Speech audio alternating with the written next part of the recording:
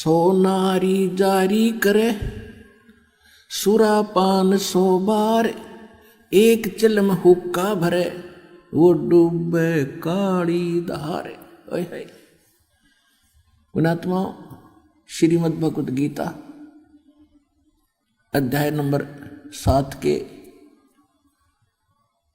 श्लोक नंबर 29 में 29 में, क्योंकि ये सदग्रंथ हैं, इनमें कोड वर्ड हैं, सांकेतिक शब्द। सांकेतिक शब्द जैसे साइंस के फार्मूले होते हैं, उसमें बहुत ही 100% सांकेतिक होते हैं। तो ये एक साइंस ही समझो, आध्यात्मिक साइंस है। इसमें बहुत कोड वर्ड हैं, उन कोड वर्डों को, सांकेतिक शब्दों को टीचर ही जान सकते।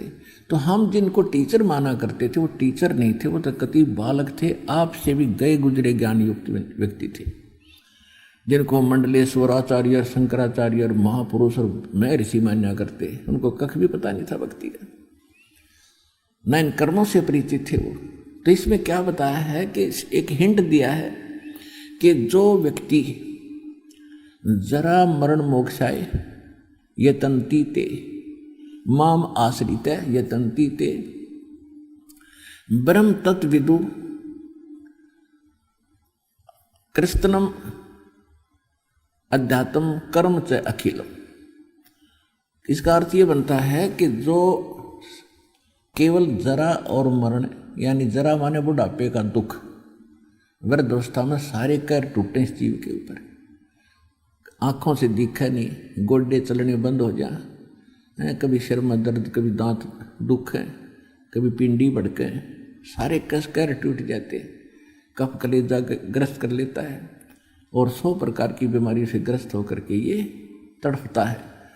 एक तो यू कैर, एक ये है। दूसरी मृत्यु, देख आज आप कितना अपने परिवार के साथ सुखी हो और कैसे इनमें मोह ममता है, और 1 सेकंड में मृत्यु हो जाए। ये खाक है हमारे पास, क्या सौदा ये, तो यह भूल थी, इसका विकल्प हमारे पास था नहीं, कोई बताने वाला मिला नहीं, और जो मिले थे उन पर हमने यकीन किया नहीं कि ये भगवान या भगत होंगे, परमात्मा कबीर थे। और हम इन नकलियों को मंडलेश्वर आचार्य मानेंगे, ये सच्चे विद्वान हैं, बड़े पहुंचे हुए हैं, क्यों आची पाखड़ करके दिखा दें कि तो दूने दाने पर बैठ जाए और सारा खड़े होकर 1 साल खड़े तपते रहे। हम सोचा बड़े महापुरुष, ऐसे मिलता होगा भगवान। ये तो अपना कर्म नाश करे थे, भक्ति नाश करके जीवन नाश कर गए। तो यहां बताया है कि जो जरा और मरण, इन दोनों दुखों से छूटने का जो प्रयत्न करते हैं, माम आश्रित है, मेरे आश्रित होकर वो उस ब्रह्म को, तत्ब्रह्म को और सारे अध्यात्म ज्ञान को, कंप्लीट स्पिरिचुअल नॉलेज को और सभी कर्मों को जानते हैं, सभी कर्मों से परिचित है वो। अब माम आश्रित का अर्थ ये कहता है कि मैं जो ज्ञान दे रहा हूं, चौथे अध्याय के 32 और 34 में गीता ज्ञानदाता कहता है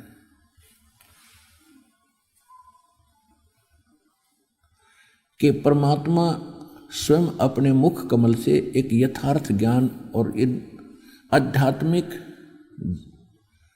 इन यज्ञों की यानी अनुष्ठानों की जानकारी विस्तार से बोलते हैं, बताते हैं, और उनके अनुसार अनुष्ठान करने से सभी पापों का नाश होता है। वो तत्व ज्ञान है, उसको मैं नहीं जानता, गीता ज्ञानदाता कहते हैं। चौथे अध्याय के 34 में कहा कि उस तत्व ज्ञान को किसी तत्वदर्शी संतों के पास जाकर समझ, उनको दंडवत प्रणाम करने से और कपट छोड़ के उनसे प्रसन्न करने से वो तत्वदर्शी संत तुझे उस तत्व ज्ञान का उपदेश करेंगे। तो ये कहता माम आश्रित जरा मरण मोक्षाय यतन्ति, माम आश्रित यतन्ति ते, जो मेरे इस ज्ञान का आश्रय कर लेता है और तत्वदर्शी संत की खोज कर लेता है, वो व्यक्ति जरा और मरण से ही छूटने के लिए प्रयत्न करता है। वो संसार की किसी वस्तु की इच्छा नहीं करता, क्योंकि वो उस तत्ब्रह्म से और सारे अध्यात्म मार्ग से और सभी कर्मों से परिचित हो जाता है। तो ये अब दास साहब बताने जा रहा है आज कि ये एक और पाप हम साथ करया करते।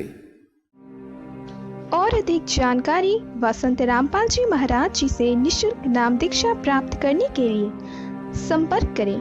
हमारे संपर्क सूत्र है 8222880541 8222880542।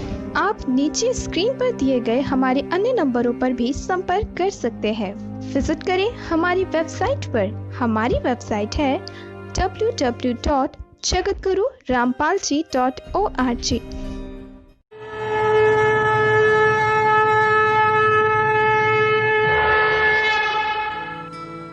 इस वीडियो के बारे में अपनी राय नीचे कमेंट सेक्शन में हमें बताएं और अपने दोस्तों के साथ ये वीडियो शेयर करना ना भूलें।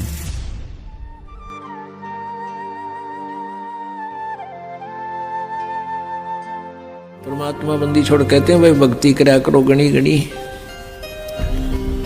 और ये समय ये दाव फिर नहीं लगेगा।